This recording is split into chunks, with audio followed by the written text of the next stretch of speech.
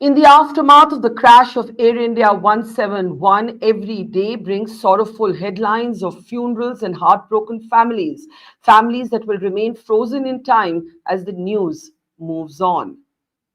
The latest images of devastation and grief that we have seen are from Mumbai as families bid farewell to Captain Clive Kunder, the co pilot of the ill fated plane. We now know that Captain Sumeet Sabharwal and Captain Clive Kunder, till the very end of their 32-second journey, tried to save lives both in the air and on the ground. But even as families, their comrades, their friends, and in fact the whole country copes with this moment of grief. There you can see Captain Clive's mother unable to let go of his coffin, the coffin plastered with a smiling photograph of Captain Clive in his uniform. These are men who died and lived for the uniform. The focus is now shifting to the investigation. Media reports suggested at first that one of the black boxes, remember this plane has two, that one of the damaged black boxes recovered from the debris of AI 171 would be sent to the United States of America for analysis. However, the government has said that no decision on this has yet been taken.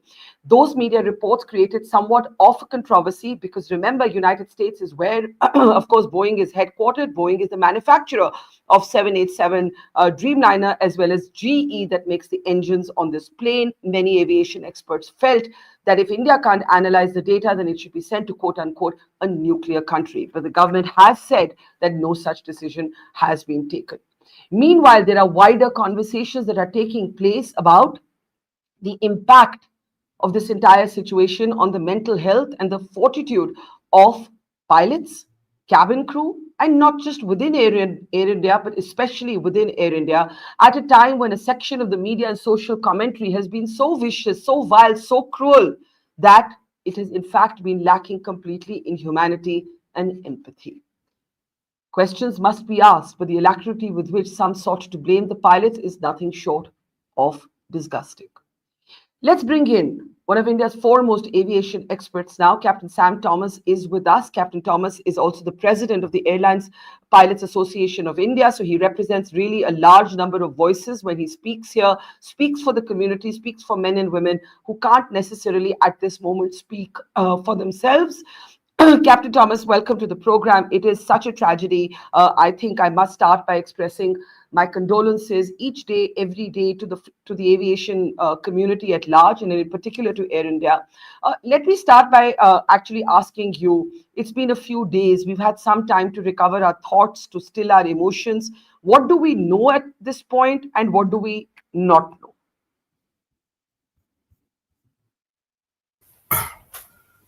Good evening, ma'am. The first thing is, on behalf of the Airline Pilots Association of India, we'd like to deeply, deeply thank you for having paid tribute to the crew, particularly Sumeet and Clive. Thank you.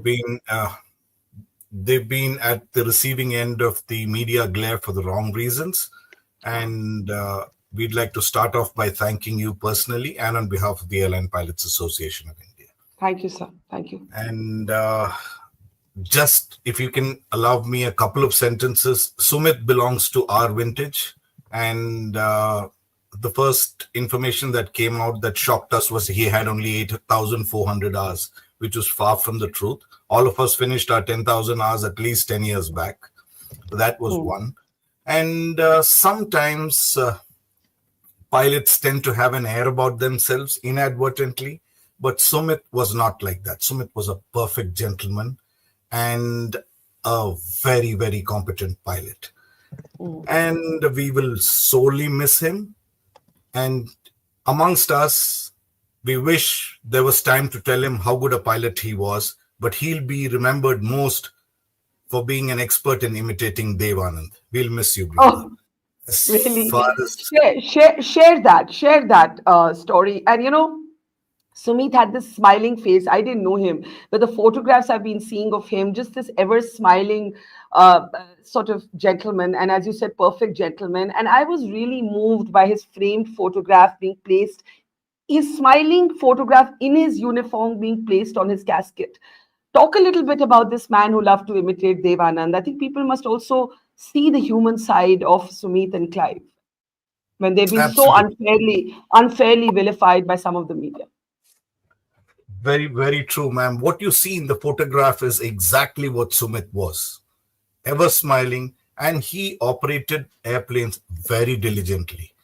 And in our circles, there were two people who basically, in our free time, like to do certain things that do not belong to the realm of flying. Yeah, And I remember Sumit as somebody who could really imitate Devanand. I wish I could do it, but then Sumit was yeah, Sumit, and that's what I remember him for. Now, as far as Clive is concerned, I didn't know Clive personally, but ma'am, what you have to understand is Clive is the quintessential new generation pilot, model looks, bodybuilder physique, and let yeah, me tell you, these kids are so good with technology. We old men are so much dependent on them. And I can tell you for sure, these are the kids that are saving us now when there is a GPS spoofing or anything like that, because yeah. they have the iPads, they have the gizmos, and they are very, very good. I don't know how I can pay tribute to somebody whose life is cut short. These visuals are showing that.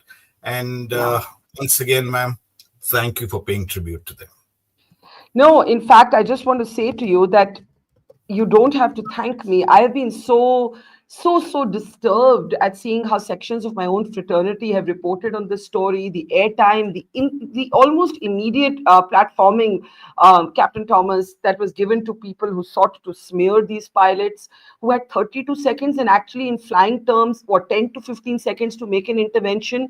And when we look at the CCTV footage and we see the way the nose is tilting, we know now that the condition in which Captain Sumeet's body was found shows that till the very end, all he was trying to do was to somehow save his passengers, his plane, as well as lives on the ground. I'm just wondering, as a pilot representing also the Pilots Association, when you saw the kind of cruel commentary on some channels, in some sections of social media, how did you personally feel? How did the fraternity take it? Because it's been so god awful, some of the commentary. And angry is what we felt at that time. And let me tell you that it was one American TikToker that set off this That's entire right. frenzy. And we don't want to blame him completely. Everybody is entitled to earn their bread within the confines of their intellect. What we were saying is that how the media lapped it up, Yeah. and we would not have gone behind him had he not touched the pilots. Now, that is the time we wrote to the FAA, we wrote to his employer, and that is the Yeah. reason why you see a complete 180-degree turn from them, and he has paid tribute to the Indian pilots by saying that they know English. Wow. So that is one thing. And it's okay. It's okay. Like we said, foolishness is not confined to geographical boundaries. So that's fine with us. Now, But you know, what I want to know. I didn't know actually that you'd written to the FAA and complained about Captain Steve. Can you share a little bit more about that? now we see our international organization is headquartered in Montreal, and Mm-hmm. in air accident investigation, the first thing is you do not speculate, because we've been through so many accidents and their ensuing investigations that whatever we, even as experienced pilot, think or arrive at a conclusion which we can't avoid, invariably we are wrong. Invariably we are wrong. A lot of things. That's the time when you have people walking around just not even having seen the picture of a 787 commenting on it. Now we Mm-hmm. even went after the Steves of India. So what we have done in the Airline Pilots Association, we'll be coming out with it. We've recorded all the clips of the so-called experts, and we are putting it on a podcast. We'll be bringing that up slowly, and we will show you how these speculations, irrespective of the designations of the people, some of them are veterans, some of them claim to be veterans. One gentleman who screams the most only has 380 hours total time. I'm amazed. What was he doing in the Indian Air Force for 380 hours? I don't know. But then he's entitled to his opinion. Only thing we request is, still the investigation is out, don't throw the pilots under the bus. Yeah, absolutely. I so agree with you, and and also just on Captain Steve. Uh, okay, he did what he did, but you could tell by the way that he was wearing his uniform. He was doing an act. He was almost being like an actor. The more disturbing part is our TV channels, our TV hosts who gave him unquestioned space, who did not shut him down. But then his own credibility is exposed when the next day he takes back what he said. But even then, he's being patronizing. Like you're saying, he's surprised that Indian pilot can speak English. I mean, where does he come from? Now, now I don't know what to tell. There are a lot of people like him. Steve came out as one of these, TikTokers who has a lot of following, but he is castigated amongst his community as well. So Hmm. we've done all what we can, and that's one of the reasons why he went back. But then you see, in America, you have this First Amendment right where you can say what you want. It's not Yeah, like India where if somebody gets offended, they can go home and sulk about it, do nothing about it. yeah, So we said it's yeah, okay. We'll come out on channels and try to dispel some of the myths that are going around. And we'd also like to point out to the fact that don't write India off. You yeah, can't decode a black box, yeah, which is a hard disk. I do it yeah. every week. So, Hmm. there. I understand that it's a little bit damaged, and I don't know who has. See, this narrative is being set. That's what we are Hmm. objecting to. We want transparency, and that's what we are fighting about. That's all.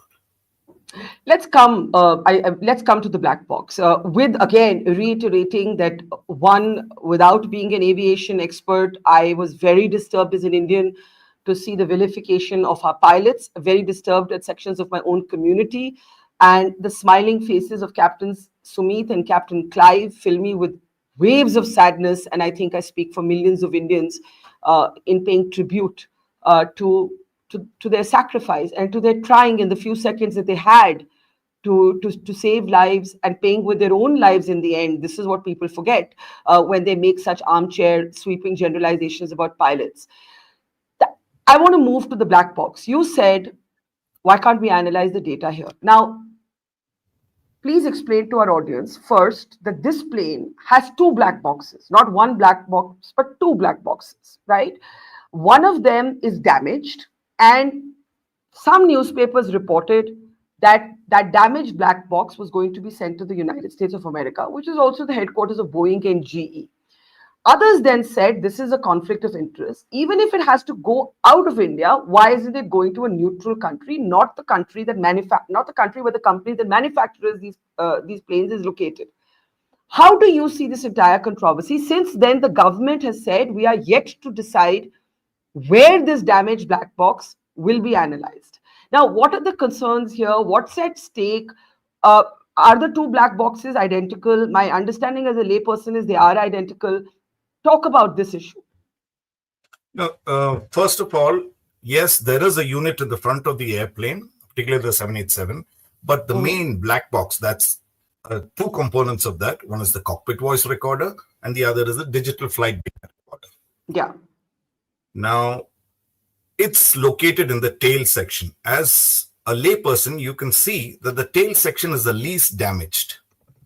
And so we are appalled at the narrative that is being set. It's not for the Hmm. first time that the cockpit voice recorder or the DFDR is damaged, and now we need to take it to some other place. And who's going to take Hmm. it there?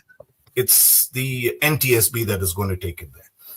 May I just point your attention to last year, we inaugurated a state of the art DFDR reading facility in Delhi. Yeah. And Yeah. now, 6 months down the line, we are saying that no, actually, it's damaged, and therefore we need to send it to the United States. Now, they may do a fantastic job of decoding the DFDR, but we've been doing this for the last so many years. Yeah. Why is it that now it is going out, and who is accompanying it? Suppose you have decided to send it out, who are the competent people who are going to accompany it? Because we have seen that when you send a bureaucrat, what happens there is an absolute travesty of justice, wherein you'll get a limo when you go there. They will send you a Mm-hmm. limo and they will send you on a shopping spree and then bring you back and hand over the results to you. Hmm. Now, you don't know, since you're not a subject matter expert, you don't know whether they're giving you the right sort of decoded data. How was it decoded? So these are the kind of questions that we have, and we've been shouting on rooftops to say, hey, look, take us along. We will not open our mouth. Just keep us there as an observer. That's all we are asking for. So that Hmm. in the interest of transparency, no more uh, conspiracy theories come out. So you are concerned that this investigation could be helmed and taken over by bureaucrats who are not technical experts. You are concerned that the very sort of state of the art facility inaugurated recently, if I'm not wrong, by the aviation minister himself, is not, may not be. Government is now saying we haven't decided, so may not be used. And if indeed this DFDR is sent to the United States of America, you're saying it can't be bureaucrats traveling with it, or it can't be bureaucrats alone. It has to be bureaucrats plus technical experts. Some people have also pointed out that the inquiry panel does not have enough experts. The inquiry panel that has been announced, and I'm actually a little confused. Who all is going to investigate this crash? Is it the inquiry panel? Is it the Safety Board of India? What is the difference between the two? If it goes to the United States of America, do they take over the investigation or do they decode the data, send it back? Who's keeping an eye on that when there's a clear possible conflict of interest? Captain Thomas. Very, very pertinent points. Now, the Air Accident Investigation Bureau, or the AAIB, is in charge Yeah. of investigating this particular accident. Let me tell you that as we speak, they have still not constituted at least we are not in the knowledge of people who have been selected to head this investigation. Now, more often than not, this is a rehabilitation center for retired Air Force officers. Hmm. They just come there. If you notice the Mangalore crash, Yeah. we have on record that after all the investigation that was done and the pilots blamed, the wife of the captain was paid 4.5 crores by the relevant parties just to not proceed further legally against the entity that investigated the issue. So Hmm. what we are saying is the investigators who end up with the AAIB, firstly, it's not an independent body. And the investigators who end up do not match the criteria set by AAIB alone. So then that's one. The other thing is there is a protocol that you involve the state of the manufacturer of the aircraft. Hmm. Now, so yes, we invite NTSB, we invite Boeing, but we don't allow them to do anything other than see what we are doing. That would be the perfect way to go forward. And India, Hmm. trust me, we have competent talent to take care of investigations like this. But now, But how does this work? How do you invite the NTSB and the Boeing and not allow them access to the data? What will they come and do? no, you allow them access to the data. You give them Yeah, everything. They will be observers. They will be passive, I sort see. of, yeah. That you share the data. There's no problem at all. You share the Yeah, data with them, and yeah, but you are the lead investigator, and you will do how, and you cross check with them, and that's how yeah. they take it, because these investigations are not done for apportioning blame on anybody. This is done primarily to see that this doesn't repeat itself ever again. That's how air crash investigation is done. Unfortunately, in India, we love punishing the people, whoever that is. So you will punish the airline first, then you will get hold of the pilots. If they are alive, that's it.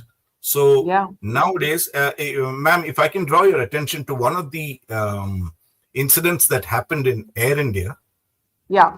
where a passenger allegedly urinated on a lady. There was no witness.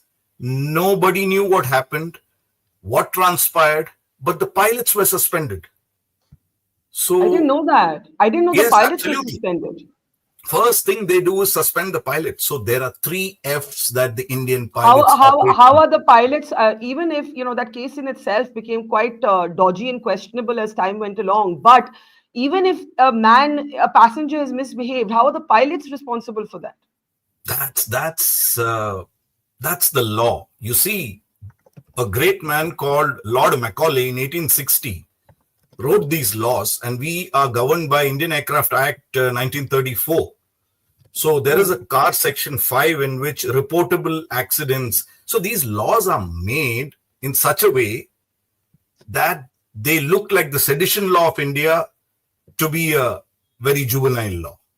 So Hmm. somehow this is the way the pilots are subjected to the three F's. One is fear, the other is fatigue, third is fines.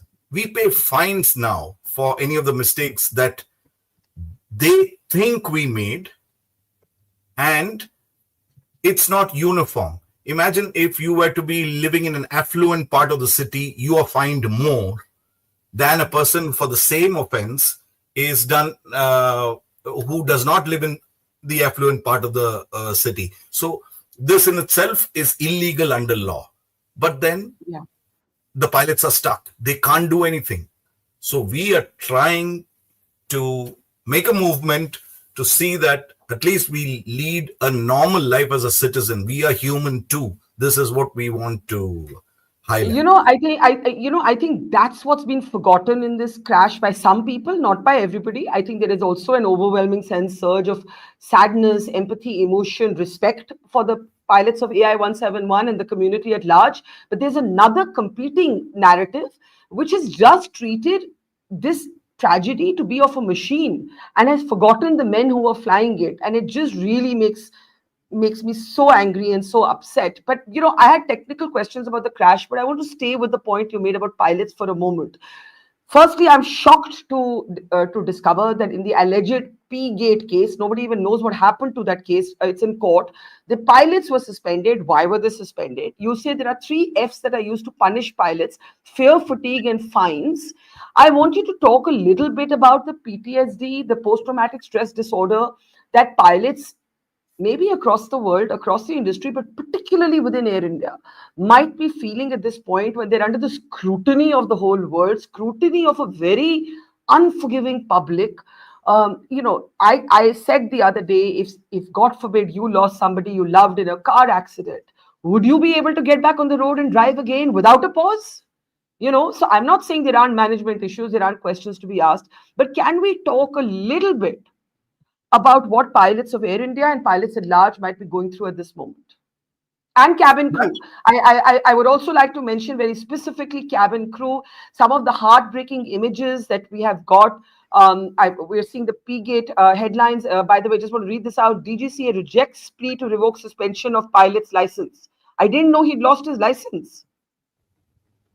That's My that's God, yes, that's and there's no crazy. representation of there's no That's representation allowed for pilots to argue their case. It's just a babu who decides that yes, it has come out in the media, so I need to suspend you. Please keep quiet. You open your mouth, I'll make it 6 months.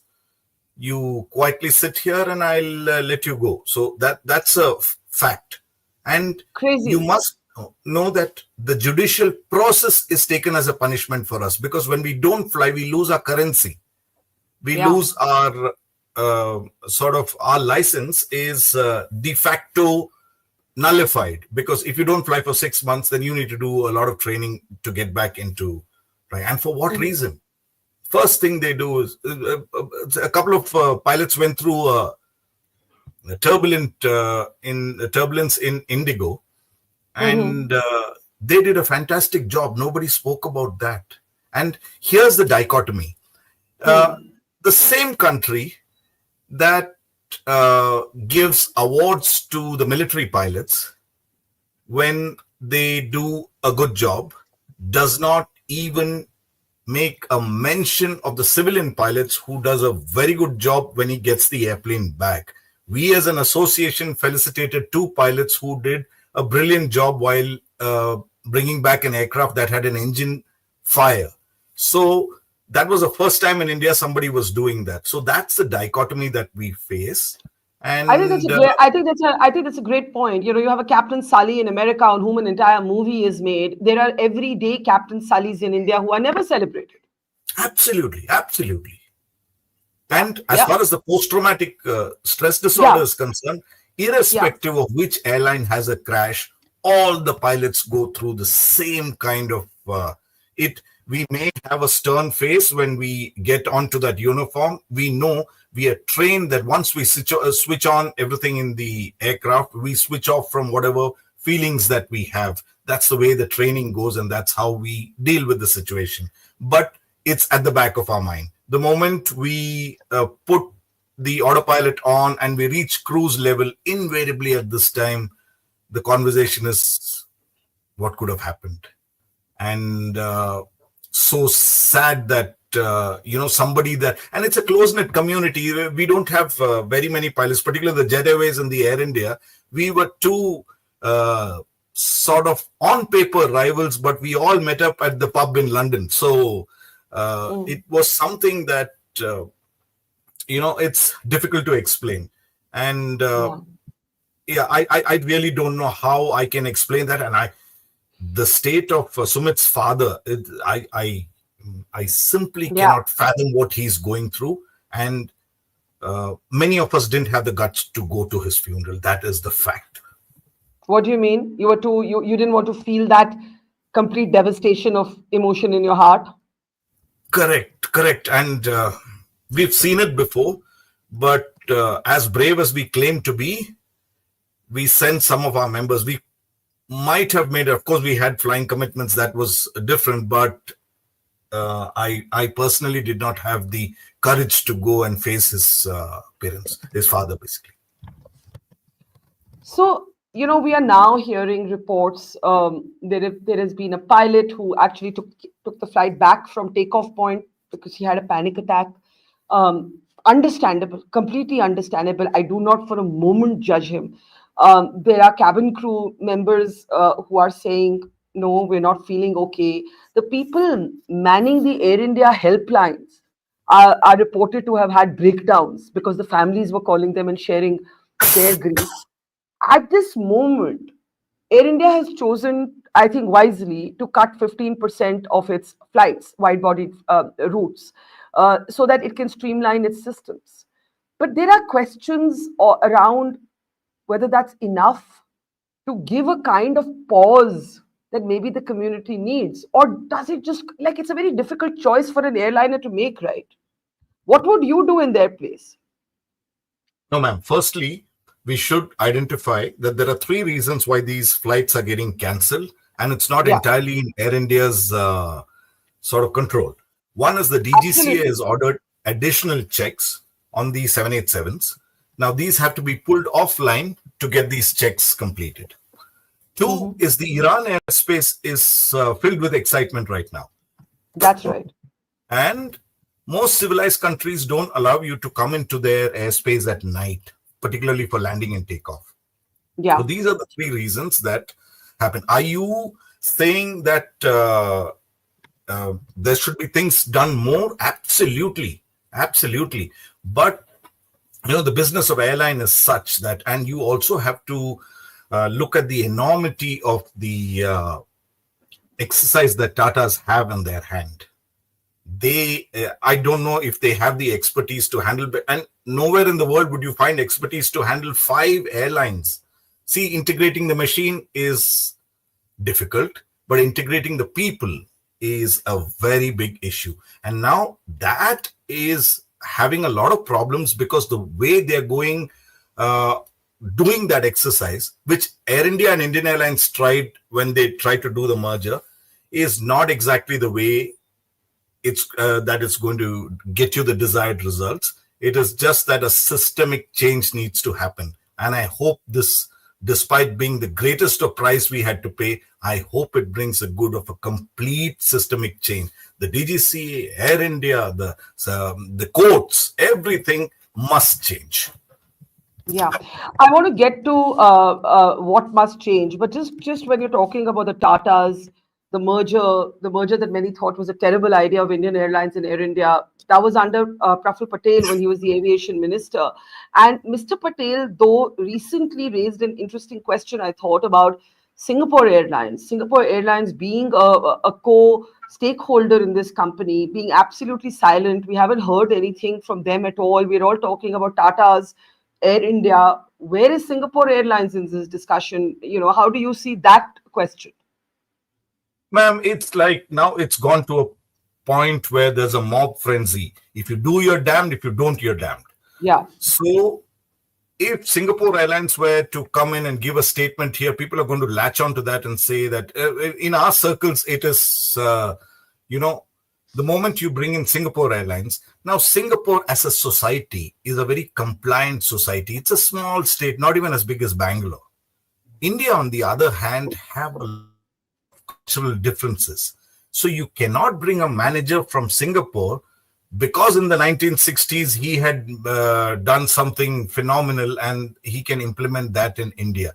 The diversity in India is so much in the aviation sector that on a day, if you take off from Srinagar, you would be at -2 and land at Jodhpur at 42 and then come on a rainy track to Madurai. So, the differences are so many, and one size fits all solution doesn't work. And it's human resources nightmare. And I don't know how they're going to solve it. We've had some kind of solutions, but then they don't talk to anybody. And right now it appears to be some kind of power struggle between the human resources department and the pilots and the cabin crew as well. You very rightly pointed out, in this whole exercise, we somehow missed the cabin crew. So it was very nice of you to have brought out their state. Poor people are not even heard. They don't have any representation, and they work the hardest. Yeah. And honestly, having been on many Air India flights, I want to take this opportunity to say, Captain Thomas, that Air India cabin crew is amongst the kindest and warmest in the world. And you are seeing, I think, that's Captain Sumeet's funeral, but we also have funeral images from some of the funerals that have taken place in Mumbai of cabin crew from as far as Manipur to Mumbai. Always very diverse representation on Air India flights. But I want to share a little story. On the day after the crash, I was actually in New York the day the crash happened, and I covered the crash, and then I had to take a flight from the Newark to New Delhi flight. And because of the Iran-Israel situation, the airspace closes over Iran.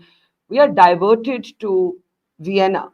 And we are in the aircraft in Vienna for about 6 hours. And this is right after, it's the morning after the crash. It hasn't even been maybe 7, 8, 10 hours since the crash, or 5 hours since the crash. Extreme professionalism, still a smile on the face of the cabin crew. God knows what they were feeling. They all had friends who had perished in that crash. The pilot was beyond his duty hours. He had to take dispensation. Otherwise, everybody would have had to stay the night in Vienna from DGCA to fly us back. So everybody who so callously comments on pilots and cabin crew, they're the same people who will take borderline racism on other Western airlines be spoken badly to and not even open their mouth, So there is this kind of colonial hangover that I just wanted to call out. I want to ask you, this power struggle between HR and pilots and cabin crew, like how does this resolve at this point? For Air India as a brand, keeping pilots and cabin crew safe, because keeping them safe means keeping passengers safe, but also, of course, Air India to keep functioning as the brand that it is and it hopes to be? I am an eternal optimist. I believe that this Air India will come back in such a manner that we'll be very proud of it someday, but there is a lot of work to be done before we can say that. As far as the cabin crew and the pilots, ma'am, I have to tell you, the pilots are fatigued when they are given this extended flight duty time limitations. So we've been pointing that out, but at the same time, we miss out that the cabin crew, which work the hardest, and they will always, you're very right. I came on that Newark, New Delhi flight last month, and exact same Yeah, things happen. You yeah, should have seen the way the cabin crew went out of the way to keep the passengers sort of satisfied. Great. It's really hats off to all of them. But as far as the flight duty time limitations are concerned, we have been demanding that it be done on a scientific basis, not on the basis of something that whims and fancies of certain people. So now most of the authorities lack the expertise in forming this flight duty time limitations. NASA is the ultimate authority that has come out with a lot of FRMs, fatigue risk management studies. So these are not implemented, we believe, due to lobbying by certain airlines. Now, there's a contradiction there as well. The Honorable mm, Civil Aviation Minister in Parliament says, hey, we have a lot of pilots and, in fact, excess of pilots. mm. Then how do you go about taking these exemptions? Right, Some of right. our laws, like I pointed out earlier, are written to the point of failure. So Hmm. you need to take the permission of somebody. So you still go to that license permit Raj. So you will have a bureaucrat whose permission you need, and maybe he will give it to you for considerations other than merit. Yeah, as you said, many of the issues are deeply systemic. I want to end with a couple of questions about the crash and the aircraft. So let's start with the aircraft. Some people may want to sort of, just single out Air India, but the fact is that there are 1,200 787 Dreamliners deployed worldwide. And yesterday, I had a message from a passenger whom I don't know, who was taking an Air Tanzania flight, which he said was a Dreamliner. And he said that the flight had been delayed by 4 or 5 hours. There seemed to be, quote unquote, a technical glitch. And they didn't know what it was, but there was a technical glitch, and they were all then taken off the plane, placed in the coach, taken back to terminal. There are also now pilots who have begun to share um, previous incidents involving the Dreamliner, right? Something that took place in 2019 in Japan. I don't remember the details, but if we can pull it up, that would be great. And they're comparing it with what happened with Boeing and the 737 MAX, where Boeing actually had to go back to the drawing board and fix the problems. So let me first ask you about the Dreamliner as an aircraft. The fact is that there are 1,200 of them deployed, right? Yes. There are people who believe that the stakes are just too high for the aviation industry for anybody to honestly assess the. And again, I don't want to fearmonger. I don't want to create an alarm. I am taking a flight by Air India to London tonight. So this is not about the fear of flying. Flying remains the safest mode of transport. I am caveating all of this to ask the question I want to. Does Boeing need to go back to the drawing board on the Dreamliner, or would that just be sheer panic at this point without the black boxes being decoded? No, I don't believe they need to go back to the drawing board. They need to Well, go back to the. what I mean is that do they need to issue any emergency directives? That's actually what I mean. Yeah. Too early for that as well. Now, what they need to go back and find out is their running of the Boeing company. That, Hmm. you see, over time, it has become profitable post the merger or the takeover by McDonnell Douglas. It has been a more commercially driven operation. Boeing was one of the Yeah. greatest airplane manufacturers ever. And some of their whistleblowers have come out with certain unconfirmed reports. Now, Yeah. as far as the Boeing 737 Maxes are concerned, they've been taken to the cleaners by their own Congress. Now, that was a shoddy job done. That was the first time, the first crash happened in Lion Air, and they blamed the pilot squarely on that. And Just for context, we have a newspaper report here that says that US, Japan, and China account for 40% of Boeing Dreamliners. India, in fact, ranks ninth in the total delivery. So I'm just reading this out to say that, like, before everybody makes this about Air India, this aircraft is everywhere. This particular aircraft is one of the most popular aircraft in the world. Now, do go ahead and make your point about Boeing. Yeah, go ahead. So when the 737 Maxes crashed, they did not even bother to sort of do a thorough investigation and said that the pilots just didn't know how to fly it. Yeah. Thereafter, if that error was committed, what Boeing did was committed in India, trust me, that entire company would be in jail for the rest of their lives. So they did a mega cover up and they introduced a system into the airplane called the MCAS and didn't bother to tell the pilots about it. And Yeah. that's not the greatest of systems. Now, when you go through what is in the public domain, and we know it as well, I've flown the 737s and the 777s. So that is the reason why we say that let's forget that anything has happened with respect to whatever the Maxes had to do. Let's, at Yeah. least in the interest of transparency, not be speaking the same language 6 months from now. So as far as the Boeing Dreamliner is concerned, very good airplane. It's just that it's high on electrics.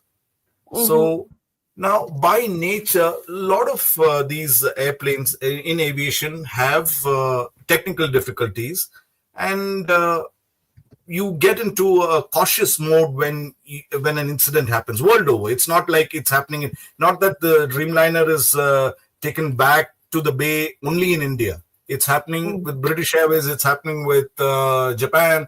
It's happening all over the places.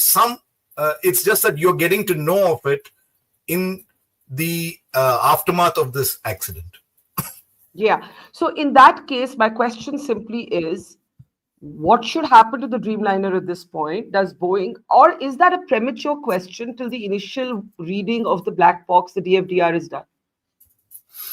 The DFDR, in conjunction with the CVR, in conjunction with the ATC transcripts and Yes. all data available, will be correlated, and only then can they come up with a definitive answer. And in that definitive answer, if there is something that is deficient in the 787, they will ground the entire fleet and have an airworthiness directive out till it's rectified. That is a normal procedure.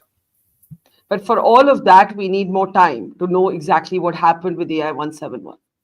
Very true. Very true. Finally, on the crash itself, without being speculative, there seems to be a near consensus among many people that there was a dual engine flame out. Do you agree with that, or do you think we're not at a point to know that? Ma'am, I know I've been watching all these and all these experts. And in fact, I did see your channel as well, where a couple of them were definitively telling you that this happened. In air crash investigations, you don't do that. I know what you're Yeah. saying is right. Yes, there is a consensus among armchair experts. Fine, that is okay. But you never, ever comment before that. Anything else along with that, we can do. We cannot even dispel, as Captain Meenu Wadia on your channel said, you cannot dispel anything. So by having fancy designations and talking terms that civilians don't understand, it doesn't make you, actually an expert. I wish people would just sit at home and watch your television channel rather than come on it and comment something that they don't know. Sorry, I said it that way. Not at all. Not at all. I totally see the point you're making. And again, one tries to be as informed, as nuanced, as careful as possible. But, I can't control what other people think and say because I'm also not an expert. I'm only a journalist in this context. My final question to you would be that you said that there needs to be a system change, a systemic change. Where does that change need to begin, especially from the Pilots Association perspective? Ma'am, you see, we have been highlighting the fact that safety culture is not something that you can change overnight. We as an Indian culture are not very adept at safety. You see the number of people who drive on the wrong side of the road with 4 kids on a Yeah. bike. And Yeah. do you see the traffic lights where people Yeah. are just, they don't care? So this is something that's ingrained in us. All of a sudden, because you sat in an airplane or you're in charge of an airplane, pilots have no option but to be safe because it's their life as well. And The flying part of it is extremely heavy on flight safety. But the authorities who do that, now you scare me, you say you need to do this, but if you miss it, you're going to be hanged. All the time we tell you that some of the best brains in the mind are brain surgeons, or rather brain in the country are brain surgeons. When a brain surgeon makes a mistake, one person dies in a worst case scenario. But if I make a mistake, that's just about half a second. Yeah. I'll be jeopardizing the lives of a lot of people. So you please don't put me under extreme pressure. We are once again saying we are human, we do a good job, but if you put us under pressure of fines and fatigue and fear, we may not be able to operate at our optimum. Absolutely. And those images that we just played before, I just wanted to clarify that those are shots of the chopper crash in Kedarnath. And let's also take a moment to talk about, the lives lost there while we are talking about the risks that are taken in everyday flying. But I just want to say that this, for me, is the closing thought, that we tend to focus on the machine and not the men and women who fly them, who are cabin crew, the other affiliated parts. It's like a multiple organ, right? You need engineers, you need people on the ground, you need commercial staff. There's so many people that come together to make a flight safe. And I think the most important thing is that for those people that you put in the cockpit, the men and the women who fly these planes, for men like Captain Sumeet and Captain Clive, they should not be worrying about saving the company fuel. They should not be worried that if they flag a safety issue in the plane that they're not comfortable with, some HR person is going to say, "Arey, this guy is very problematic. Ye to jhagdta rehta hai." This cannot be. This cannot be what pilots have to go through. So thank you for saying that. Thanks, Captain Sam. God bless. More power to all of you. I think you make an excellent point that commercial pilots, everybody hangs them when there's something goes wrong. How many times do we thank them when through weather, turbulence, volcanoes erupting, wars taking place in airspace, they bring us back home safely? There should be, I think this crash would be, if anything, the backdrop to say that pilots risk their lives, cabin crew risk their lives every day, and there should be a national way to recognize and honor those risks and those sacrifices. Thank you, Captain Sam Thomas, for talking to us, for educating us, for elucidating on so many points. We hope to reconnect with you again soon as more concrete, unspeculated, verifiable information comes in on what actually happened that took AI-17 down in 32 seconds. We leave our audience now with images. Thanks, sir. We leave our audience now with images, heartbreaking images of Captain Clive Kunder's mother. These are his funeral shots. Once again, it was his image smiling in uniform that was placed on his casket. Blue skies forever, Captain Sumeet and Captain Clive. Thank you for watching. See you soon.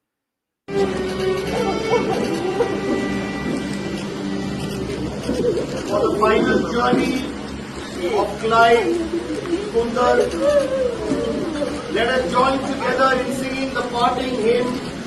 There's a land that is fairer than day, and by faith we can see it afar.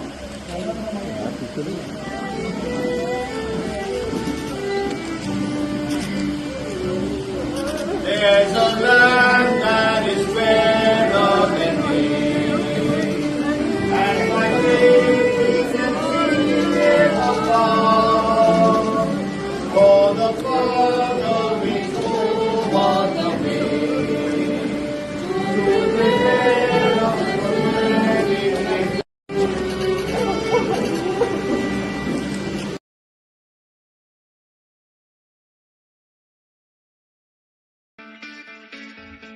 It's great to see you here. Thank you for watching our work.